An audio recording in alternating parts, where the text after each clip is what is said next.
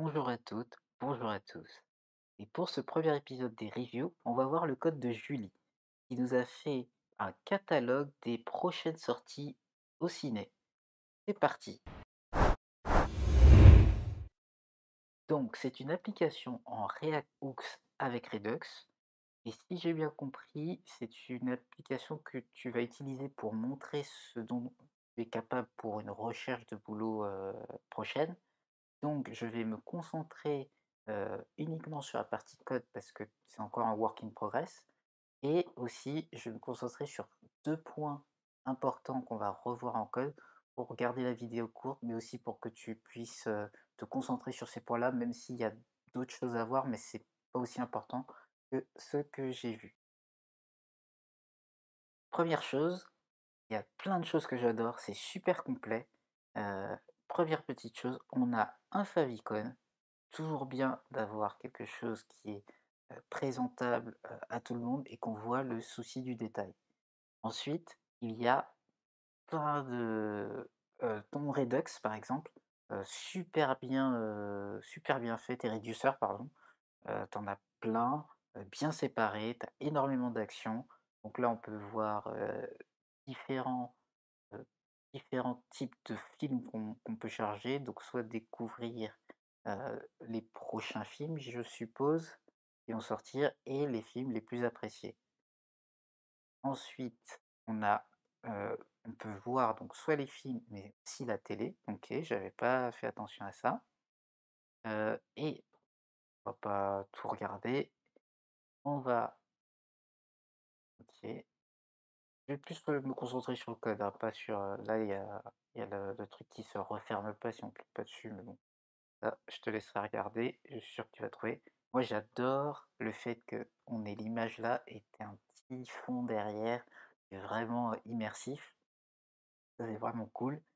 OK et en plus, on a une recherche ici, donc Wanda, hop, parfait, avec une photo de placeholder. Voilà, en tout cas, le groundwork, il est fait, il est prêt, heu, j'adore.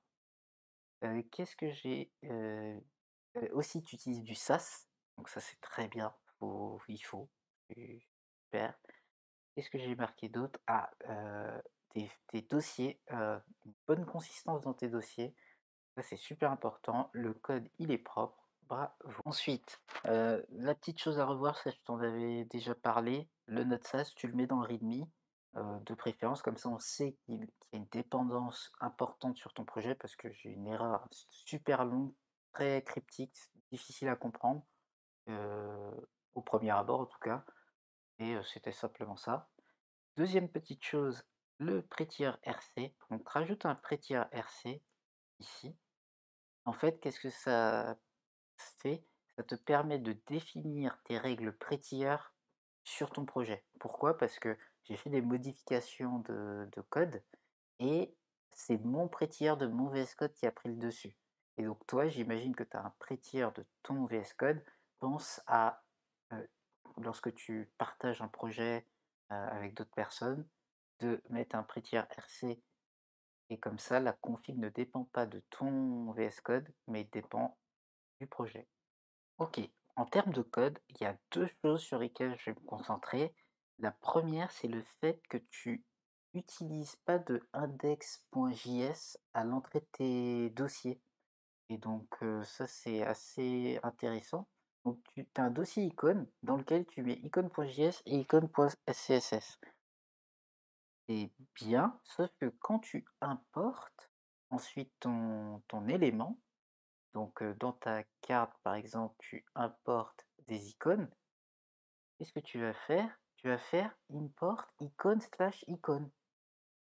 Alors si on fait comme ça serait cool qu'on puisse faire comme ça et en fait ça fonctionne. Donc par contre, il faut que ce dossier s'appelle index. Ce fichier s'appelle index et donc à l'intérieur de dossier, automatiquement, il va chercher le fichier index qui sera ce nom-là et ensuite il peut s'appeler, icône, il sera importé, tout va fonctionner comme avant. Donc ça, ça te permet de simplifier tes imports, je comprends pas, enfin voilà, simplifier tes imports. 2e chose, c'est là-dessus qu'on va passer pas mal de temps. La première, c'est utiliser la composition, le principe de composition dans tes composants et dans le but de les réduire aussi. Donc ça, c'est dans ton composant card. Regardons-le. Ça, c'est ton composant card de base dans lequel tu m'importes ça, j'ai toujours pas compris à quoi ça servait, peut-être ça va servir plus tard. Et donc dans le composant card, tu me fais un gros if avec un return, ensuite un autre if avec un return et un autre if avec un return. Déjà en React, c'est quasiment de l'anti-pattern ce que tu fais. En React, c'est important qu'il y ait toujours un return et c'est bizarre que ton ESLint il t'a pas prévenu de ça. Heu, peut-être qu'il t'a prévenu. Pardon. Donc il y a toujours un return. Donc en gros, c'est tu l'utilises un peu comme un switch. Ici, tu te dis que TV, le dernier, ça sera toujours TV et donc comme ça, tu return tout le temps quelque chose. Ça, c'est un principe dans React à réutiliser, mais mieux que ça, c'est que ce que tu fais, c'est que ta card, elle représente des person cards, des TV cards et des movie cards. Donc ce que je t'ai fait, c'est une sorte de polymorphisme, c'est plutôt, enfin c'est loosely, loosely based. Donc de la même manière, j'ai créé un fichier index, donc heu, on appelle donc, la card. Ensuite, ce que ça va faire, c'est que ta card, elle va appeler item et media type comme avant. Donc ça ne change rien à la signature de de ton composant. J'ai gardé ton click scroll to top.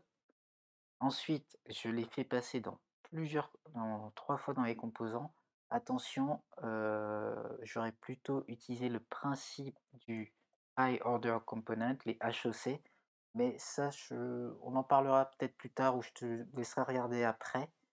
Heu, ce sur quoi qu'on se concentre, c'est vraiment sur cette partie où j'appelle card et ensuite je lui dis: «Tu appelles personne, item et TV item et movie item» directement. Et donc derrière, j'ai donc mon movie, component qui se concentre uniquement sur les choses de movie et comme le card c'est le même pour tous, j'ai importé le card sas et c'est la même chose pour personne et c'est la même chose pour TV qui appelle le click scroll top, voilà. Donc j'ai fait en sorte que ton code soit beaucoup plus lisible au niveau de la lecture des fichiers. Autre chose qui est dépendante de ce que j'ai fait, c'est que dans l'icône, j'ai fait énormément de changements. Donc ici, heu, ça c'est ta fonction de base. La fonction là, elle fait, 40 lignes et elle a, plein de if et alors ça, j'ai pas compris pourquoi tu faisais ça. Enfin si, j'ai compris pourquoi, mais c'est beaucoup de travail de ton côté et très peu de reward, très peu de récompense en fait. Donc là, à chaque media type, tu tu saves un type, bien précis. Ils ont tous un ID, ils ont tous un media type, mais par contre le reste ça peut changer. Ben, moi ce que j'ai simplifié tout ça, hop, j'en ai pris un où j'ai mis tous les objets à l'intérieur et je sauvegarde tout d'un coup. Parfois je vais avoir des trucs nuls, des valeurs nulles, c'est pas grave parce que les composants derrière ne vont afficher que ce dont ils ont besoin, directement. Puisque ces composants maintenant enfin, chaque composant il fait un truc bien précis.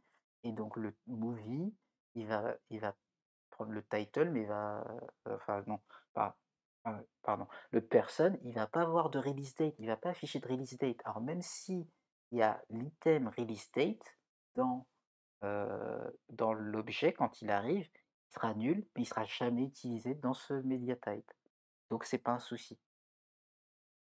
Donc c'est pour ça que là, clairement, j'ai réduit ta fonction qui faisait 40 lignes. Hop, on regarde ici. Moi, ce que j'aime bien, je me dis que ma fonction, je peux la voir entièrement d'un coup d'œil. Je vois le début et la fin. Et là, je l'ai totalement réduite. Et je l'ai réduite avec ce principe de composition. Parce que dans tes favoris, qu'est-ce que tu fais? Tu utilises le local storage. Et ton local storage, il est réutilisé un peu partout dans le composant. Donc je l'ai laissé tel quel dans le useEffect, mais je l'ai exporté dans un autre composant. Et donc ce que j'ai fait, c'est que j'ai créé des fonctions getItems, cette fonction qui faisait 2 lignes et qui est réutilisée, heu, le addItem ici et le removeItem. Parce que concrètement, le handle addFavorite, on veut qu'il touche au composant, au niveau de au niveau des setters de ton useState. C'est vraiment ça qui est important, c'est dans le composant, je veux voir les states. Derrière, il va appeler des fonctions et ces fonctions vont faire d'autres choses qui sont dans le local storage et qui ne sont pas du tout inhérentes au composant. Donc tout ça, je les ai exportés dans un composant que j'ai mis dans le dossier util, local storage. Et là, tu vois, première chose, c'est que j'ai créé une variable de ma clé local storage parce qu'à chaque fois, tu réutilises mylist, mylist, mylist. Et si tu changes ta clé, eh ben, tu dois la changer à chaque fois. Donc, hop, je crée une variable. Cette variable est réutilisée tout le temps. Comme ça, quand je change, ça change partout. Ensuite, ton add item, j'ai quasiment gardé, j'ai pas optimisé ce que tu avais déjà écrit, pas foncièrement, mais je les ai mis dans une fonction. Et comme ça, cette fonction, tu la réutilises. L'autre point, donc le getItems, ah oui, voilà, ça par contre sur le getItems, là, j'ai fait une petite modification. Ici, ton mylist, ta mylist qui est un string ici, et là qui est un objet. Et pourtant, c'est la même variable. En programmation fonctionnelle, on évite de d'avoir 2 vari d'écraser une variable. Donc, je l'ai appelé mylist_raw, brut, c'est ce qui sort direct du local storage. Et ensuite, celui qui est parsé, c'est mylist, je le return pour l'envoyer à mon composant card. Et enfin, le removeItem, il y a pas mal de petites choses à voir. Le lodash. Donc, tu as importé lodash, mais tu as importé lodash et tu l'appelles lodash. Dans la documentation de lodash, ils utilisent un underscore, donc c'est beaucoup plus court. Je ne sais pas pourquoi tu utilises lodash. À savoir, lodash, c'est en fait, c'est une librairie qui a copié la librairie underscore de manière plus performante. Donc c'est pour ça qu'on garde le underscore. Voilà, donc c'est plus long, je sais pas pourquoi tu fais ça. D'autant plus que et bon là c'est limite, on s'en fiche que tu aies mis l'audace, c'est peut-être une préférence que tu avais.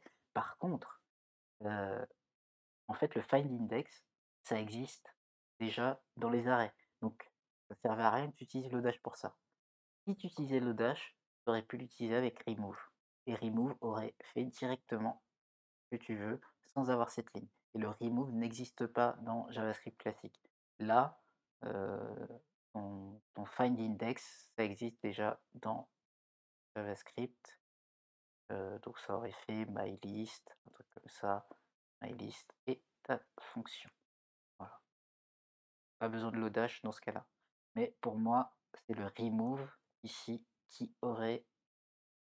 euh, qui aurait fait que l'audace devient important.